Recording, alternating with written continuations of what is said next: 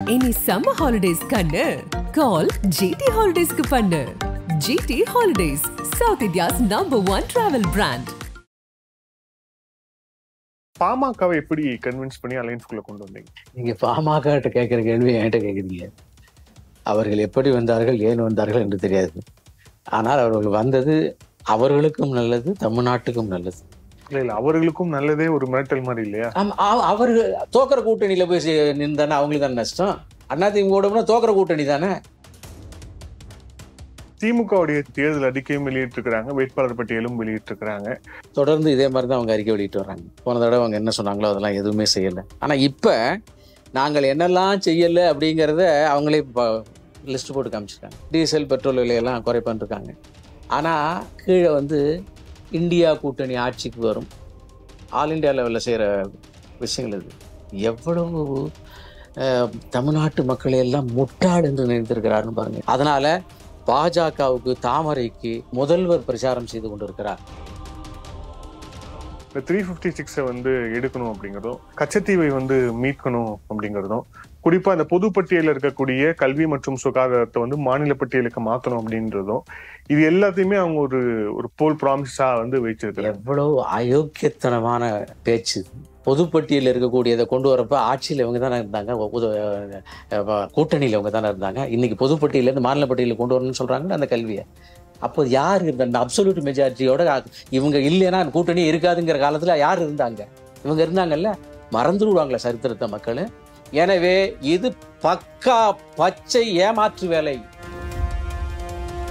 கோயம்புத்தூருக்கு பிரதமர் வந்தார். கோவை குண்டு வெடிப்புல இருந்தவர்களுடைய அந்த புகைப்படங்களுக்கு அஞ்சலி செலுத்தினார் பிரதமர். அப்போ நீங்க தான் அவர்கிட்ட நிறைய விஷயங்கள் எக்ஸ்பிளைன் பண்ணிட்டு இருந்தீங்க. என்ன விஷயம் எக்ஸ்பிளைன் பண்ணீங்க? அதை எப்படி பிரதமர் ரிசீவ் பண்ணிக்கிட்டார்? குண்டு வெடிப்புக்கான மேடை போடப்பட்டது, அத்வானி இருந்தாரு அந்த மேடையில. எனக்கு பின் நான் அதுல அந்த நேரத்துல 98 நீங்க அந்த சம்பவம் நடக்கும்போது இருந்தேன். இதெல்லாம் சரித்திரம். அப்ப அதெல்லாம் அவர்கிட்ட வரிசையா சொன்னேன். சொல்லிட்டு திமுக இதுக்கு காரணம் அதையும் சேர்த்து சொன்னேன் அவர்கிட்ட. அதனால எல்லாமே தெரியும், இது மட்டும் எனக்கு தெரியாது. நீ சொன்ன எல்லாமே தெரியும் எனக்கு, பட் எக்ஸப்ட் திஸ். திமுக ஆட்சிக்கு வருகின்ற போதெல்லாம் பயங்கரவாதம் தலை தூக்கி ஆடுகிறது. 98 கோயம்புத்தூர் குண்டுவெடிப்பு, 2006 போலீஸ் பேரிகேடெல்லாம் அடிச்சு நொறுக்கப்பட்டது. 2012 மிகப்பெரிய ஒரு குண்டுவெடிப்பு அந்த கோட்டை ஈஸ்வரனால் தடுத்து நிறுத்தப்பட்டது. கோட்டை ஈஸ்வரன் கோயில் வாசல் தான் நடந்துச்சு. அதனால அன்னைக்கு 98 அப்படிதான் நடந்துச்சு, இப்பயும் அப்படிதான் நடந்துச்சு, இப்போதும் அதுதான் நடந்து கொண்டு இருக்கிறது. அதனால கோயம்புத்தூர் மட்டுமல்ல, தமிழகம் முழுவதும் பயங்கரவாதத்தை ஊக்குவிக்கின்ற கட்சி திமுக. தமிழகம் அமைதி பூங்காவாக இருக்க வேண்டும் என்றால் திமுக துடைத்தெறியப்பட வேண்டும். முக்கிய செய்திகள் மற்றும் தேர்தல் அப்டேட்ஸ் தெரிந்து கொள்ள ஆதன் செயலியை டவுன்லோட் பண்ணுங்க. Link is on description. Aadhan Tamil நேயர்களுக்கு அன்பு வணக்கம். இந்த சிறப்பு நேர்காணலில் நம்முடன் இருக்கிறார் தமிழக பாஜகவின் பொருளாளர் SR சேகர் அவர்கள். வணக்கம் சார். வணக்கம் வினோத். கோயம்புத்தூருக்கு பிரதமர் வந்தார். கூட்டணி சம்பந்தமா நிறைய விஷயங்கள் கேட்கணும். ரைடு கிட்லாம் நிறைய போயிட்டு இருக்கு. கோயம்புத்தூருக்கு அவர் வந்தபோது அந்த கோவை குண்டு வெடிப்புல இருந்தவர்களுடைய அந்த புகைப்படங்களுக்கு அஞ்சலி செலுத்தினார் பிரதமர். அப்போ நீங்க தான் அவர்கிட்ட நிறைய விஷயங்கள் எக்ஸ்பிளைன் பண்ணிட்டு இருந்தீங்க. என்ன விஷயம் எக்ஸ்பிளைன் பண்ணீங்க? அதை எப்படி பிரதமர் ரிசீவ் பண்ணிக்கிட்டார்? அது கோவைக்கு வரும்பொழுது அந்த இடம் தீர்மானிக்கப்பட்ட பொழுது முடிக்கணுங்கிறப்ப அந்த இடம் ஒரு சரித்திர புகழ் வாய்ந்தன்னு சொல்ல மாட்டேன், மறக்க முடியாத அது புகழ் அல்ல. அந்த இடத்துல தான் குண்டு வெடிப்புக்கான மேடை போடப்பட்டது, அத்வானி இருந்தாரு அந்த மேடையில. எனக்கு பின் நான் அதுல அந்த நேரத்துல 98 நீங்க அந்த சம்பவம் நடக்கும்போது இருந்தேன்.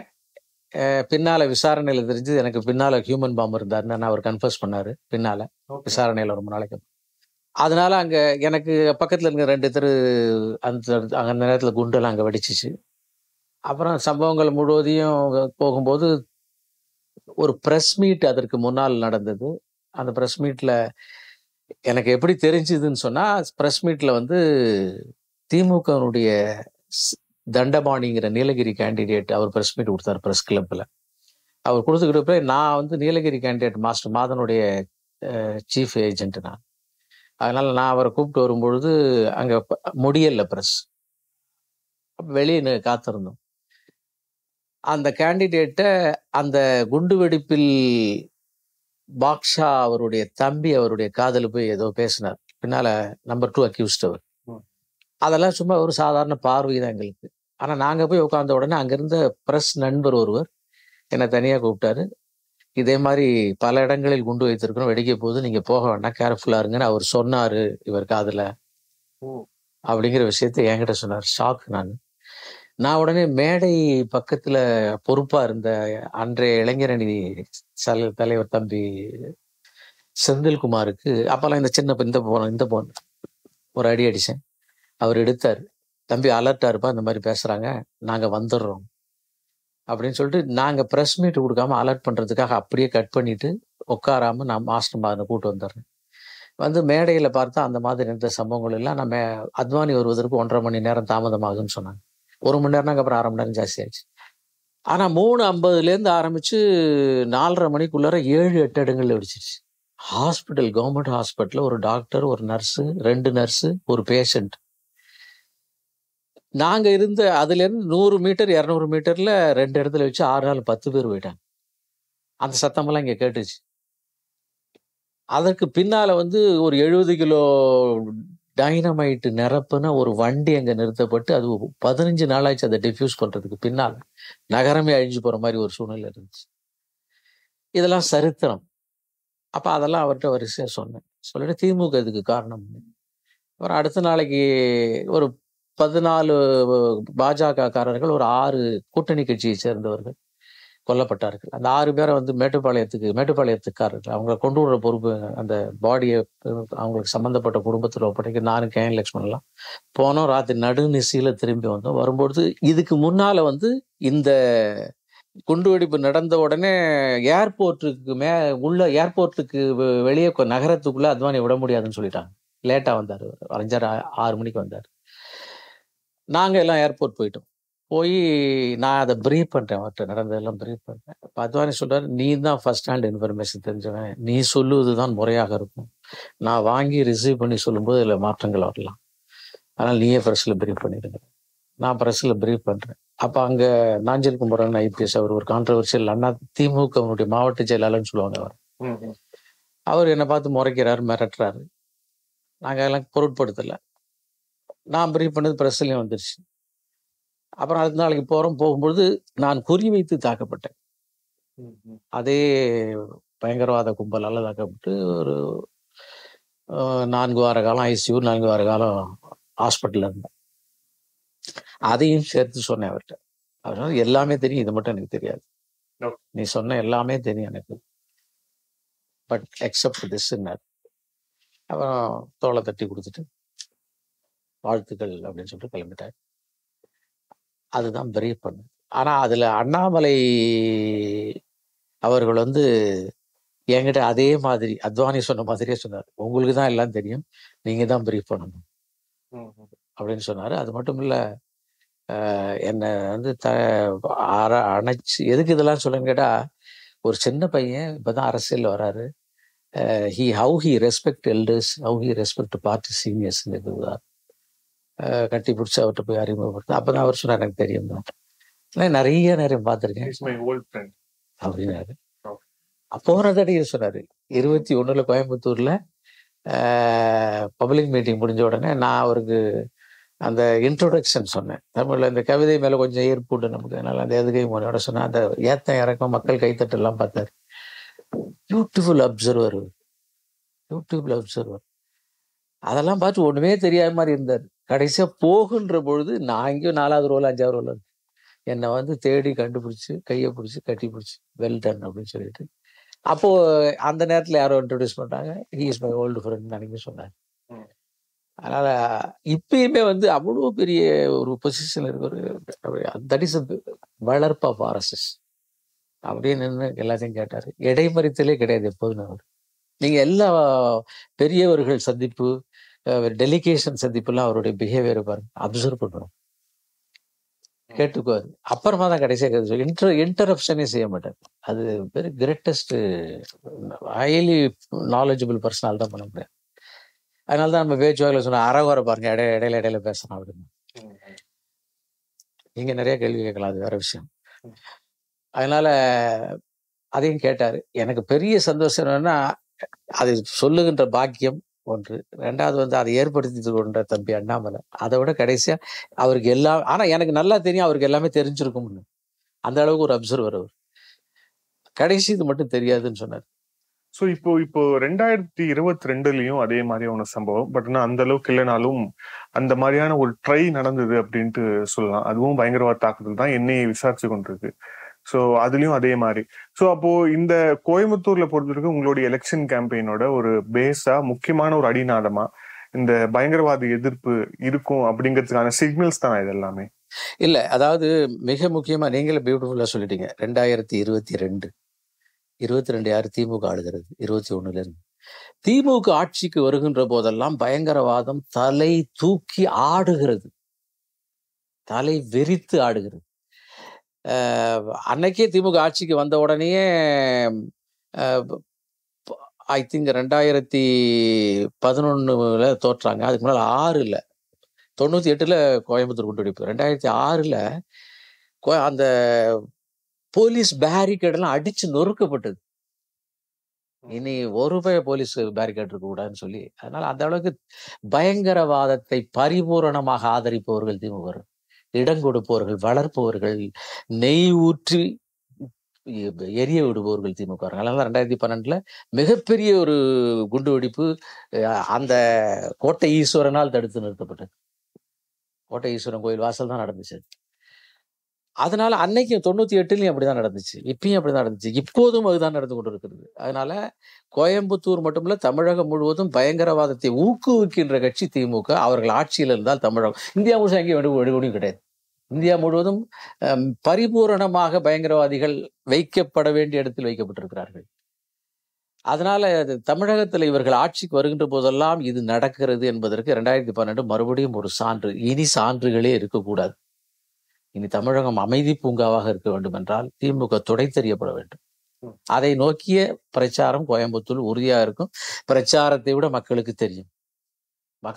இன்றைய தடவை மோடி கோயம்புத்தூர்ல ரோட் ஷோ வரும்போது அந்த முகத்துல மலர்ந்த எந்தூசியாசம், பரிபூரண உணர்ச்சி, பப்ளிங் வரவேற்பு, இதெல்லாம் எனக்கு மாற்றுக் கட்சிக்காரர்கள் குறிச்சா திமுக அணியிலேன்னு சொன்னாங்க. சாராயத்தை காணும், பிரியாணியை காணும், ரோட்ல குப்பையை காணும், ஆளுக்கு காசு கொடுத்து அழைத்து வரப்பட்டவர்கள் காணும். நான் எதிர்கட்சியா இருந்தாலும் சொல்றேன், உங்க கட்சிக்காரன் தான் யார் தான், பாதி பேர் பொதுமக்கள் அப்படின்னு சொன்னாங்க. இதெல்லாம் இந்த மாற்றத்தினுடைய வெளிப்பாடு, இனி வரக்கூடிய மாற்றத்தினுடைய வெளிப்பாடு. அந்த அளவுக்கு கோயம்புத்தூர் மக்கள் உணர்ந்து விட்டார்கள், உணர்ந்து கொண்டிருக்கிறார்கள். அதனால பிரச்சாரமே இல்லாமல் திமுக வைக்கின்ற இடத்துல வைப்பார்கள். இருந்தாலும் இதுல இன்னொரு விஷயமா இருக்கு. கோயம்புத்தூர்ல உங்களுக்கு இப்போ நேற்று திமுக வேட்பாளர்லாம் அறிவிக்கப்பட்டிருக்கிறாரு. குறிப்பா கோயம்புத்தூர்னு எடுத்துக்கிட்டோம்னா அந்த 6 சட்டமன்ற தொகுதியில 5 சட்டமன்ற தொகுதியில எம்எல்ஏவாக அதிமுக தான் இருக்கு. ஒரு சட்டமன்ற உறுப்பினர் வானதி அவர்கள் இருக்கிறாங்க. சோ எம்எல்ஏக்கள் அவங்களுடைய ஆதரவு இருக்கு. அப்படிங்கறதால இந்த கோவை தொகுதியை பொறுத்தவரை, இந்த கொங்கு மண்டலத்தை பொறுத்தவரை திமுக விட உங்களுக்கு அதிமுக ஒரு பெரிய சேலஞ்சா இருக்காதா? அதை நீங்க எப்படி எதிர்கொள்ள போறீங்க? உங்க கேள்வி ஏற்கனவே இருக்கின்ற நடந்த புள்ளி விவரம் அல்லது உண்மையின் அடிப்படையில் கேட்கப்பட்ட கேள்வி.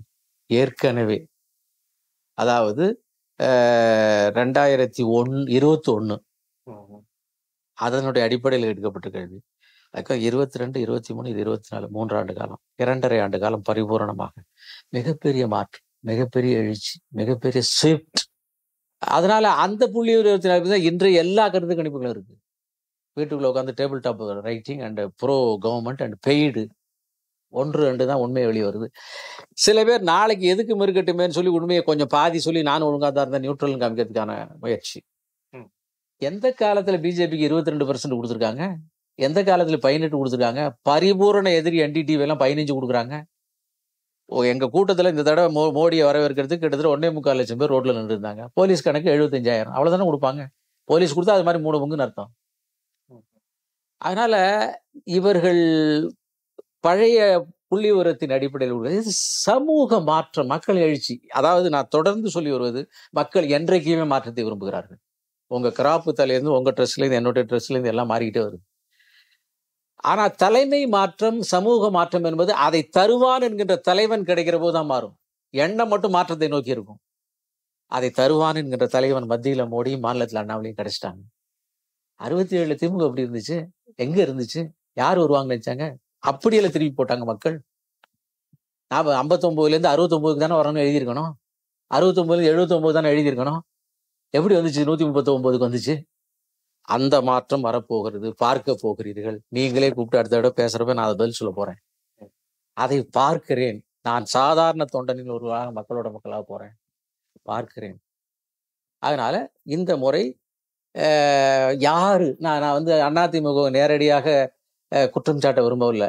ஆனா ஒரு விஷயம், ஏற்கனவே அதிமுகவுக்கு பிஜேபியில் இருக்கக்கூடிய தேசியவாதிகள் என்கின்ற பிஜேபி ஆதரவாளர்கள், அவர்கள் வந்து திமுகவுக்கு போட்டா பிஜேபிக்கு போட்டா திமுக ஜெயிச்சிரும், அதிமுக தோத்துரும் அப்படின்னு சொல்லி தேசிய ஆதரவாளர்கள் அதிமுக போட்டார்கள். பிஜேபியினுடைய வாக்காளர்கள், உறுப்பினர்கள் அல்ல, வாக்காளர்கள் அதிமுக போட்டாங்க கடந்த காலங்களில். இப்ப அதிமுக இருக்கக்கூடிய தேசியவாதிகள் அதிமுக தோத்துரும் இதுக்கு போட்டா பிஜேபிக்கு போடணுங்கிற மனநிலையில் இருக்கிறார்கள். ஏனென்றால் 100 பேர் சேருவதில் 98 பேர் அதிமுக இளைஞர்கள் சேருகிறார்கள். குடும்பமாக பாரம்பரியமாக நாங்க அங்கதான் போட்டு விடுறோம், இனி போட மாட்டோம், எதிர்ப்பு அல்ல, இதுக்கு போட்டா திமுக ஜெயிச்சோம். இனி வெற்றி பெற போவது அதிமுக பிஜேபி தான். எனவே அதிமுக ஓட்டு இந்த உங்களுக்கு தான் போட போறோம், பிஜேபிக்கு, தாமரைக்கு அப்படிங்கிற எண்ணத்தில் இருக்கிறார்கள். வாக்கு சேகரிப்பதற்காக அல்ல, இது நடக்க போகிற விஷயத்தை பார்க்க போறோம், பேச போறோம். அதனால் இந்த முறை அதிமுக எவ்வளவு 21 பலமாக இருந்ததோ அந்த பலம் எல்லாம் விழலுக்கு இறைத்த நீர்னு அதனுடைய சொந்த உறுப்பினர்கள் நினைக்க ஆரம்பித்து விட்டார்கள். எனவே அது திமுகவை தோற்கடிக்கும் பிஜேபி ஒன்றே மாற்று என்பதாலே அதற்குத்தான் போடுவதற்கு முழு மனதோடு இருக்கிறார்கள் என்பதால் நீங்கள் சொன்ன அந்த புள்ளி விவரங்கள் அந்த 21க்கு மட்டும்தான், 24க்கு அல்ல என்பதை சொல்ல விரும்புகிறேன். இப்போ இந்த அலைன்ஸ் சம்பந்தமா நிறைய விஷயங்கள், குறிப்பா பாமக உங்களுடைய அலைன்ஸுக்கு வந்தது மிகப்பெரிய ஒரு பேசு பொருளாக ஆனது. அதிமுகவை நோக்கி விமர்சனங்களும் வந்து அவங்களுடைய ஆதரவு தரப்புல இருந்தே அதிமுகவை நோக்கி விமர்சனம் வைக்கிறாங்க, பாருங்க பாஜக அலைன்ஸ் எடுத்துட்டாங்கன்னு. இன்னொரு பக்கம் இந்த அலைன்ஸ் கடைசி நேரத்துல எப்படி இந்த அலைன்ஸ் வந்து உருவாச்சுன்னு நிறைய கான்ஸ்பிரசி தியரிஸும் அங்கங்க சுத்திக்கிட்டு இருக்கு. நிறைய விஷயங்கள் மிரட்டப்பட்டாங்க, அது பண்ணாங்க, இது பண்ணாங்க அப்படின்ட்டு. ஸோ ஹவு பாமகவை எப்படி கன்வின்ஸ் பண்ணி அலைன்ஸ்குள்ள கொண்டு வந்தீங்க? நீங்க பாமக கிட்ட கேட்கிற கேள்வி என்கிட்ட கேட்குறீங்க. அவர்கள் எப்படி வந்தார்கள், ஏன் வந்தார்கள் என்று தெரியாது. ஆனால் அவர்கள் வந்தது அவர்களுக்கும் நல்லது, தமிழ்நாட்டுக்கும் நல்லது. அதை மட்டும்தான் எங்களால் சொல்ல முடியும். அவர்களுக்கும் நல்லதே ஒரு மிரட்டல் மாதிரி இல்லையா? அவர்கள் தோக்கிற கூட்டணியில போய் நின்றானே அவங்களுக்கு தானே நஷ்டம். அதிமுக தோக்கிற கூட்டணி தானே. ஒருவேளை உங்க திமுகவில் போயிருந்தா உங்க நிறைய பேர் எழுதுறதெல்லாம் பார்த்து அவங்களுக்கு ஒரு அடிஷனல் பெனிஃபிட் கிடைக்கும், இல்ல ராஜ்யசபா கிடைக்கும், ஏதோ மந்திரி கிடைக்கும், என்ன வேணாலும் பேசிக்கலாம். ஆனா தோக்கிற கூட்டணியில போய் நின்று மறுபடியும் தோத்து போறதுக்கு வருஷம் கூட்டணி மாறிக்கிட்டே இருக்கும். நீங்க இப்படி தோத்துக்கிட்டீங்க, அவன் கூட்டணி கட்சிக்காரன் அவங்க கட்சியில இருக்கக்கூடிய தொண்டர்களை சொல்ல ஆரம்பிச்சு உங்களுக்கு பேசு பொருள ஆரம்பிச்சு நீங்க பயங்கரமா பிரச்சாரம் பண்ணிடுவீங்கல்ல. அதனால அவர்களுக்கு நல்லது என்று சொன்னது வெற்றி பெறக்கூடிய கூட்டணியில் சேர்ந்திருக்கிறார்கள், நாட்டுக்கு நல்லது தேசியவாதிகளோடு சேர்ந்திருக்கிறார்கள் என்பதை தவிர இதுல இருக்கிற ரகசியங்கள்லாம் நீங்க கண்டுபிடிச்சு அதுக்கு சம்பந்தப்பட்டவங்களை கேட்டு இன்டர்வியூ எடுத்து ஒரு பரபரப்பை பண்ணுங்க. என்கிட்ட அதுக்கான சரக்கு இல்லை. இதுல இன்னொரு என்ன விஷயம் சொல்றாங்கன்னா, அந்த விமர்சிக்கிறவர்கள் என்ன சொல்றாங்க அப்படின்னா, வட மாவட்டங்கள்ல தான் வந்து பாமக வந்து பலமாக இருக்கிறது, அதே போல தென் அதுக்கப்புறம் கொங்கு உள்ளிட்ட பகுதிகளில் கீழே இறங்க பாஜகவும் பலமாக இருக்கிறது. ஒரு கூட்டணினா ஓட் டிரான்ஸ்பிலிட்டி இருக்கும். ஆனா இப்போ இவர்கள் அமைச்சிருக்க கூட்டணிக்கு வந்து ஓட் டிரான்ஸ்பிலிட்டியே இல்லை. வட மாவட்டங்கள்ல பாஜக வந்து பலவீனமாக இருக்கிறது, மற்ற மாவட்டங்கள்ல கொங்கு ஆகட்டும் இல்ல தென் மாவட்டங்கள் ஆகட்டும் அங்க எல்லாமே பாஜகவுக்கு தான் ஓட்டு இருக்கு, இவங்களுக்கு ஓட்டு இல்லை. ஸோ ஓட் டிரான்ஸ்பிலிட்டியே இல்லைன்னா அது சரியான கூட்டணியா இருக்குமா அப்படின்ட்டு கேள்வி வைக்கிறாங்க. இல்ல, அந்த மாதிரி விமர்சனம் செய்பவர்கள் கவலைப்பட வேண்டாம். அவங்க சந்தோஷமா வேற ஏதாவது டிவி சீரியல் பார்த்துட்டு இருக்கட்டும்.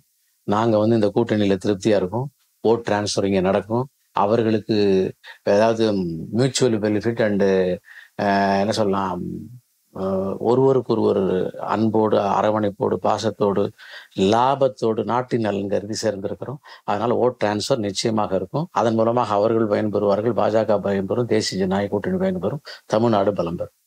இதுல இப்போ கூட்டணி சம்பந்தமான விஷயங்கள், அதுவும் குறிப்பா பாஜக கூட்டணியை பத்தி சொல்லும் போது பாஜக வந்து ஒரு சோசியல் இன்ஜினியரிங் பண்ணிருக்கிறாங்க. அதாவது தமிழகத்தில் இருக்கக்கூடிய பிரதான அந்த சமூக அமைப்புகள், சமூகத்தை சேர்ந்த எல்லாத்தையுமே வந்து ஒரு கூட்டணியில கொண்டு வந்திருக்காங்க அப்படின்ட்டு சொல்லியிருக்கிறாங்க அப்படின்னு ஒரு கருத்து நிலவுது. ஆனா இது வந்து ஒரு டபுள் எட்ஜ் ஒரு கத்தி மாதிரி இல்லையா? குறிப்பா வந்து அவர்களுக்கு நெகட்டிவான ஓட்ஸ் அப்படிங்கிறதும் வந்து இருக்கு அப்படின்னு சொல்றாங்க. இப்போ குறிப்பா பாஜகவுக்கும் நெகட்டிவ் ஓட்ஸ் இருக்கு, பாமகவும் நெகட்டிவ் ஓட்ஸ் இருக்கு. ஸோ அந்த நெகட்டிவ் ஓட்ஸ் இருக்குன்னா அந்த கூட்டணி வந்து தொடக்கத்திலேயே வந்து அது ஒரு சரிவை சந்திக்காதா அப்படின்னு கேட்கிறேன். சார், நாங்கள் திருப்தியாக இருக்கிறோம், சந்தோஷப்படுகிறோம், வெற்றி பெறுவோம் என்று நம்புகிறோம். அதனால இந்த மாதிரி நெகட்டிவ் விஷயங்கள், இந்த மாதிரி எங்கள்கிட்ட அந்த நெகட்டிவ் இந்த நெகட்டிவ் இருக்கக்கூடிய இந்த micro level analysis, this will lead to paralysis. It is not going to give any result. அதனால நாங்கள் சந்தோஷப்படுகிறோம், நாங்கள் பரிபூரணமாக இருக்கிறோம், நாங்கள் வெற்றி பெறுவோம் என்று எண்ணுகிறோம். அதனால நாங்க கவனிச்சுக்கிறோம். அதனால அந்த நெகட்டிவ் ஓட்டு எங்களுக்கு என்ன ஆகும் என்பதை பற்றியெல்லாம் இந்த விமர்சகர்கள் கவனிக்க வேண்டாம். தேர்தல் வந்துடுச்சு, இனிமேல் அந்தந்த தொகுதியில் போய் உட்காந்து என்ன நடக்குங்கிறத எழுதுங்க. அது அந்த தேர்தல் முடிகிறவர்களும் உங்களுக்கு ஓரளவுக்கு பப்ளிசிட்டி கிடைக்கும். அதுக்கப்புறம் ரிசல்ட் வந்ததுக்கப்புறம் முழுக்க முழுக்க தமிழ்நாட்டில் பிஜேபி அண்ட் தேசிய ஜனநாயக கூட்டணி தான் இருக்குது என்பதை புரிந்து கொள்வீர்கள். அப்போது நாம இந்த அனாலிசிஸ்க்குள்ள எல்லாம் போவோம். திமுகவுடைய தேர்தல் அறிக்கையை பார்த்திருப்பீங்க. அவங்க தேர்தல் அறிக்கையும் வெளியிட்டிருக்கிறாங்க, வேட்பாளர் பட்டியலும் வெளியிட்டிருக்கிறாங்க. பாஜகவால கடுமையாக விமர்சிக்கப்பட்ட தர்மபுரி செந்தில், கோமுத்ரா ஸ்டேட்னு சொன்னார் இல்லையா, அவர் வந்து கடுமையா விமர்சிச்சாங்க. அவருக்கு சீட்டு மறுக்கப்பட்டிருக்கிறது. அதே மாதிரி வந்து இந்த தேர்தல் அறிக்கையில நிறைய விஷயங்கள் சொல்லியிருக்கிறாங்க. குறிப்பா வந்து பெட்ரோல் 75 ரூபாய்க்கு, கேஸ் சிலிண்டர் 500 ரூபாய்க்குன்னு சொல்லிட்டு, அப்புறம் இந்த 1000 ரூபாய் மகளிர் கொடுக்கறது இந்தியா முழுமைக்கும் நாங்கள் வந்து தருவோம்னு சொல்லியிருக்கிறாங்க. ஆர்டிகல் 356 வந்து நாங்க நீக்குவோம்னு சொல்லியிருக்கிறாங்க. ஆர்டிகல் 361 நாங்க வந்து மாற்றம் கொண்டு வருவோம்னு சொல்லியிருக்கிறாங்க. அவங்களுடைய தேர்தல் அறிக்கையை பத்தி உங்களுடைய பார்வை? தொடர்ந்து இதே மாதிரி தான் அவங்க அறிக்கை வெளியிட்டு வர்றாங்க. போன தடவை அவங்க என்ன சொன்னாங்களோ அதெல்லாம் எதுவுமே செய்யலை. இது மொட்டையா வெளிவிடுது. ஆனா இப்ப நாங்கள் என்னெல்லாம் செய்யலை அப்படிங்கிறத அவங்களே லிஸ்ட் போட்டு காமிச்சிருக்காங்க. டீசல் பெட்ரோல் விலையெல்லாம் குறைப்பான் இருக்காங்க.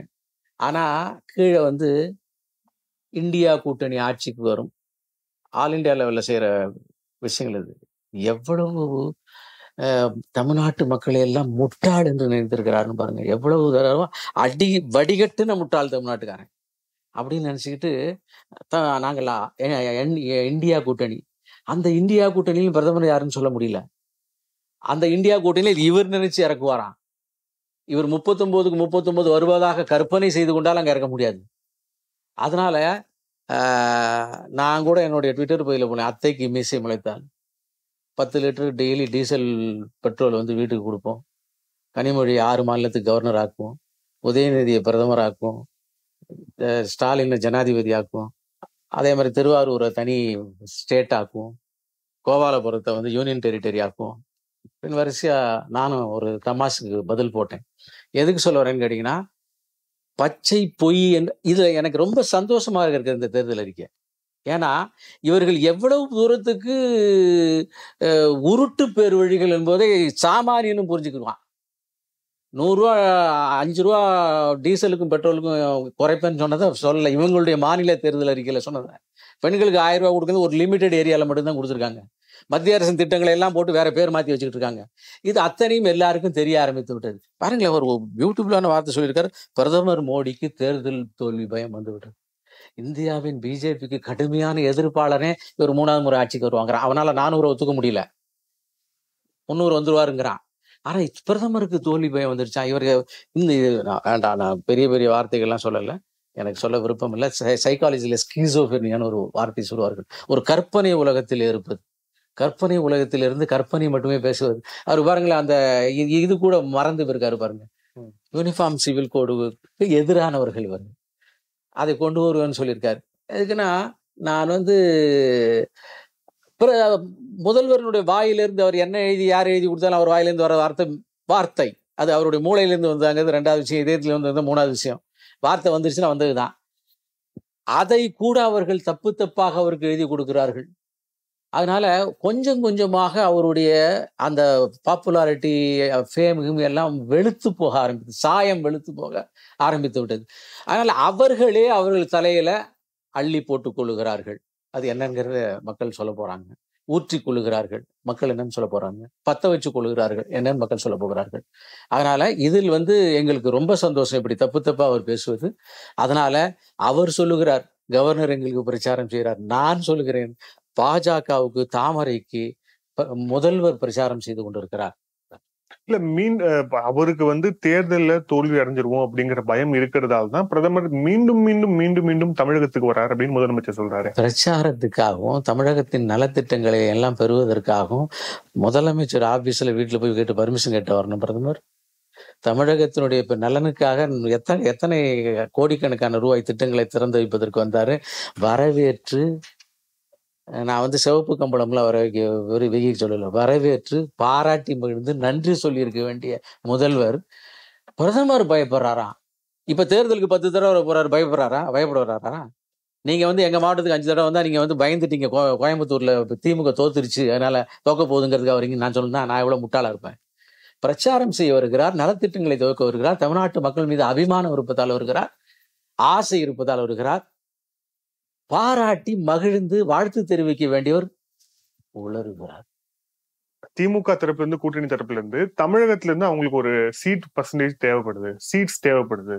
ஏன்னா வேறு மாநிலங்கள்ல வந்து தோற்போம், அதை காம்பன்சேட் பண்ணுங்கிறதுக்காக தமிழகத்துல வந்து இப்ப ஜாஸ்தியா அவங்க கான்சன்ட்ரேட் பண்றாங்க அப்படிங்கிறாங்களே எதிர்கட்சியில. நான் சீஃப் மினிஸ்டருடைய ஒரு ஸ்டேட்மெண்ட் இன்னைக்கு அவர் சொன்னதாக இதில் வந்து படித்தேன். காங்கிரஸ் தேசிய கட்சி மற்ற மாநிலங்களில் இருக்கும் பிரச்சனைகளை சரி செய்துவிட்டு தமிழகத்தில் இருக்கும் கூட்டணியோடு பேச கொஞ்சம் காலதாமதமானது. ஃபர்ஸ்ட் ஃபேஸ் ஆஃப் போலிங்கே தமிழ்நாடு தான், ஏப்ரல் 19. அப்போ ஃபர்ஸ்ட் ப்ரையாரிட்டி கொடுக்க வேண்டியது தமிழ்நாடு தான். எவ்வளோ கான்ஃப்ளிக்ட். அதே மாதிரியாக அப்சல்யூட் மெஜாரிட்டி ஆல் இண்டியாவில் வந்துடும் என்றாலும் தமிழகத்தில் இன்று இருக்கிற எழுச்சி, அந்த எழுச்சியின் மூலமாக தமிழகம் தேசிய நீரோட்டத்துக்கு கலந்து டெல்லிக்கு போக வேண்டும் என்கின்ற தமிழ்நாடு பாரதிய ஜனதா கட்சியினுடைய முயற்சி, ஆசை, வேலை, எண்ணம், செயல்பாடு, இதனுடைய அடிப்படையில் நாங்க பிரதமரை கூப்பிடுறோம். ஏற்கனவே அவர் RSS காரராக இருக்கும்போது தமிழ்நாட்டில் அதிக நாள் இருந்திருக்கிறார். என்னால் தமிழன் மீது தனியாக அவருக்கு ஒரு பாசம் இருக்கிறது. இரண்டும் கலந்து அவர் வருகிறார். அதனால அதுல கூட ஒன்று சொல்லியிருக்காரு, வந்து வெள்ள நிவாரணத்துக்கு வந்தாரான்னு.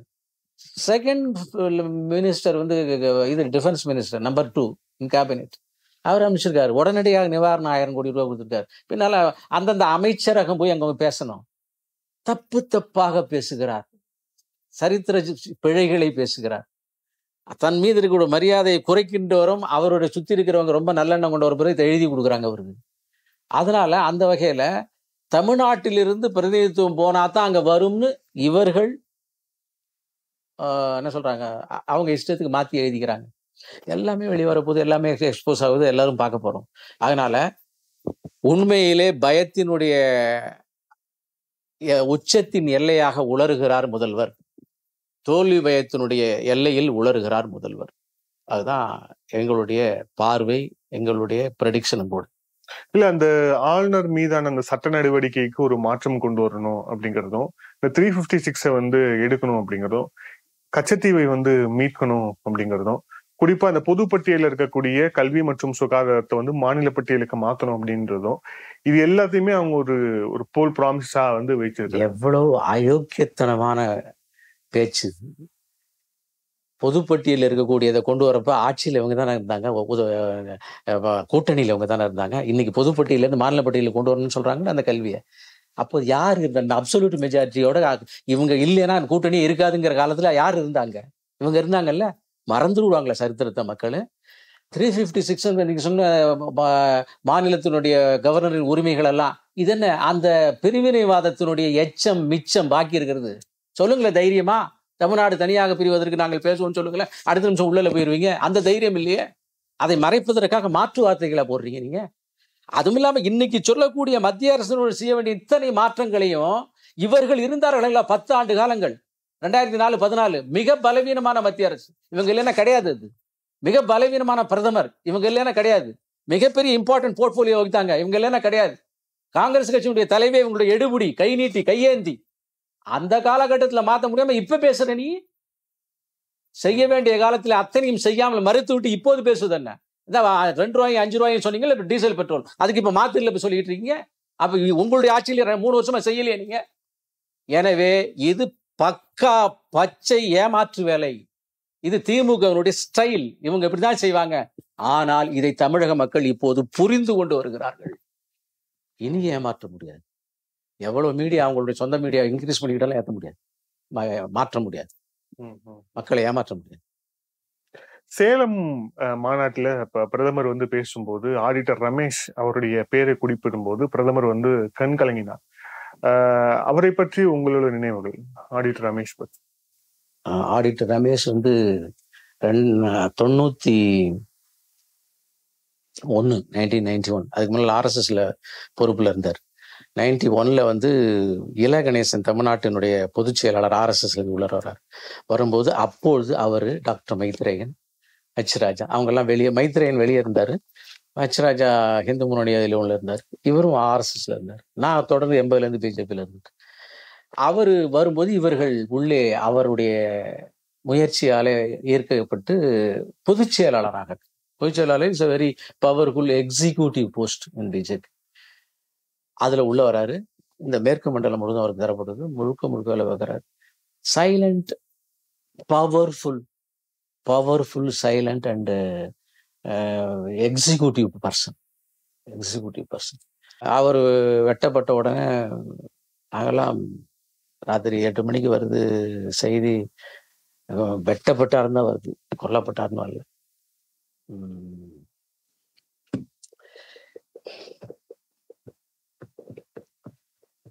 மனமுடைந்து போய்விடுறோம்.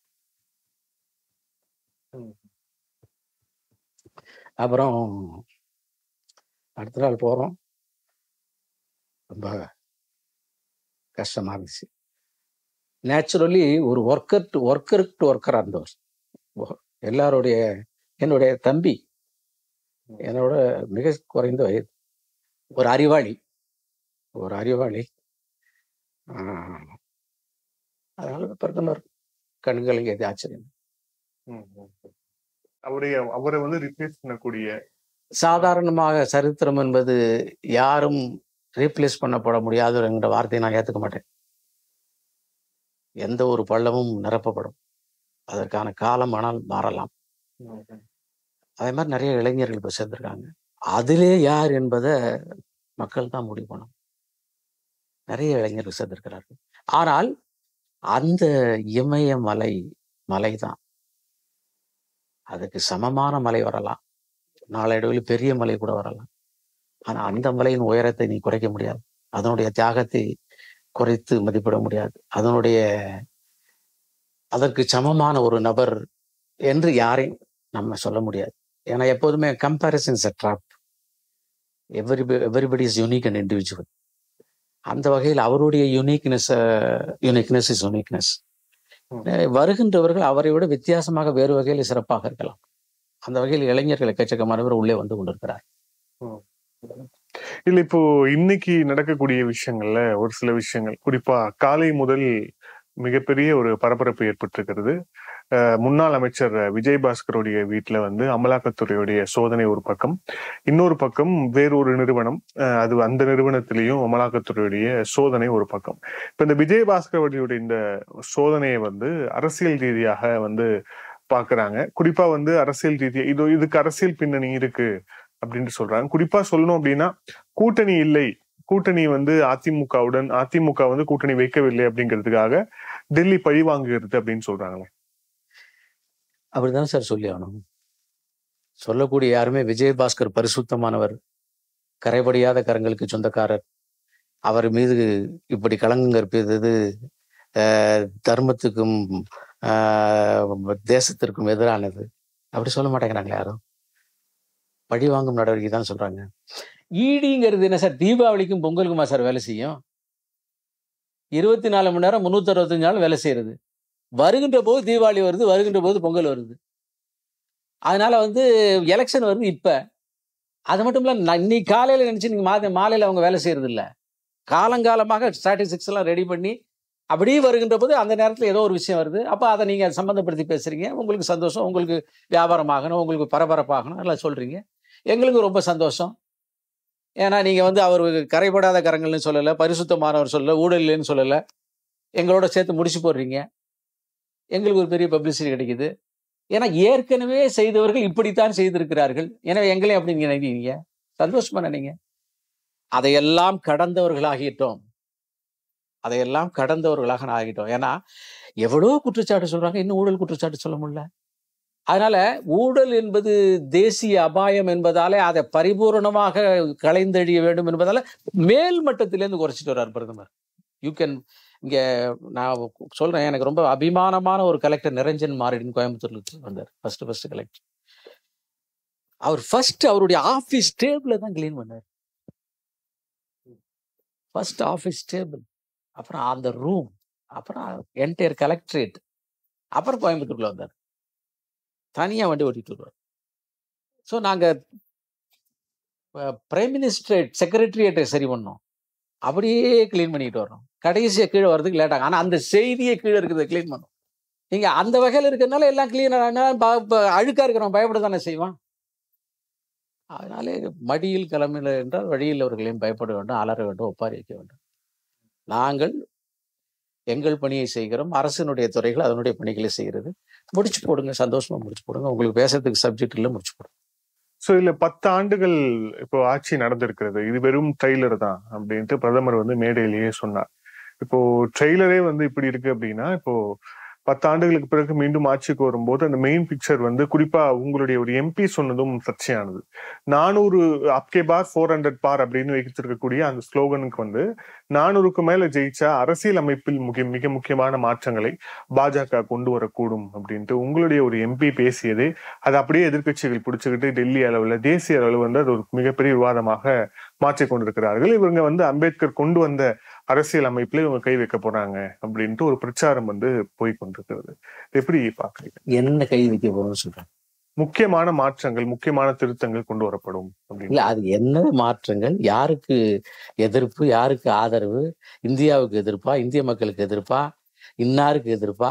10 ஆண்டு காலத்துல பிரதமருடைய அத்தனை பேச்சு செயல்பாடும் வளர்ச்சி வளர்ச்சி வளர்ச்சி, டெவலப்மெண்ட். நான் கூட இப்ப சமீபத்துல ஒரு 3 இவர்கள் அதிகமாக பேசக்கூடியது மைனாரிட்டிகள் பிஜேபிக்கு எதிரானவர்கள், பிஜேபி அதற்கு எதிரானவர்கள், பிஜேபி அவங்க எதிரானவர்கள். நிறைய பேர் பேட்டி கொடுத்துருக்காங்க. குறிப்பாக தெலுங்கானா ஹைதராபாத்ல இருந்து நேற்றைக்கு ஒரு ரோட்ல போகக்கூடிய ஒரு இஸ்லாமியர் பேட்டி எடுக்கிறாங்க. ஒரு நம்ம ஆதரவு மீடியால வேற, நான் நல்லா இருக்கேன், சந்தோஷமா இருக்கேன், பர்ஃபெக்டா இருக்கேன், இந்த 10 ஆண்டுகளுக்கு முன்னால இருந்ததை விட நல்லா இருக்கேன். இப்படி நாங்க சொல்ல வேண்டிய அவசியம் இல்லை. அவர்களுக்கு ஏதாவது ஒரு சலுகை மறுக்கப்பட்டிருக்கிறதா? அவர்களுக்கு என்று வேற ஏதாவது புதிதாக இடைஞ்சல்கள் உருவாக்கப்பட்டிருக்கிறதா? இல்லவே இல்லை, இல்லவே இல்லை. நாங்க சொல்ல, அவங்க சொல்றாங்க. அதுல சில பேர் என்ன சொல்லலாம், தீவிரவாத எண்ணமுள்ள இருக்கிறவங்க, அவங்க அப்படிதான் பேசுவாங்க. அது ஒண்ணும் பண்ண முடியாது, ஜெனரல் பப்ளிக் கரெக்டா இருக்காங்க. நான் இந்த பிரதமருடைய இந்த ஸ்டேட்மெண்ட்டை பார்த்து புலங்காகிதம் அடைந்தேன். ஒரு அளவு எட்டியே குதித்தேன், நம்பி குதித்தேன். வளர வேண்டிய அளவுக்கு வளர்ந்திருக்கிறோம். இன்னும் வளர வேண்டிய விஷயங்கள் இருக்கிறது. இன்னும் வறுமை கோட்டுக்கு கீழே இருக்கக்கூடியவங்களுடைய பர்சன்டேஜ் இன்னும் இருக்கு. அதை நெல்லாக்கணும், 0 ஆக்கணும். அதற்கு மேல அவனுக்கு உண்டான அடிப்படை விஷயங்கள்லாம் செஞ்சு கொடுக்கணும். அப்ப அமெரிக்காவிலையும் பிரிட்டன்லையும் இருக்கக்கூடிய, பிரான்ஸ்லயும் இருக்கக்கூடிய அந்த வளர்ச்சி, அதுல ஏராளமான டிஸ்பாரிட்டி இருக்கு. அந்த டிஸ்பாரிட்டி இல்லாத வளர்ச்சி, அதை நோக்கி இந்தியாவா? யூஎன்லயும் மற்ற உலக நாடுகள் தலைவர்கள் சந்திக்கின்ற இடத்துல எங்கேயோ 4வது ரோல நின்றுட்டு இருந்த பிரதமர் முன்னால நிக்கிறாரு. அமெரிக்க பிரதமர் ஓடி கட்டி பிடிக்கிறாரு. இப்படிப்பட்ட ஒரு புலங்காயுதம் அடைகின்ற செய்கையை நம்ம இப்ப பாக்குறோமே, அப்ப என்ன பார்ப்போம்? நாம் கால் மேல் கால் போட்டு நம்முடைய பிரதமர் அமர்ந்திருக்க உலக நாடுகள் கைகட்டி நிற்கும் அப்படிங்கிற ஒரு கற்பனையை ஒரு இந்தியன் செய்து பார்ப்பதற்கு அவனுக்கு உரிமை உண்டல்லவா? இந்தியாவில ஏழையே இல்லை, அத்தனை பேரும் தன்னிறையோடு இருக்கிறான் என்ற ஒரு காட்சியை பார்க்கின்ற போது அந்த இந்தியன் ஆனந்தப்பட மாட்டானா?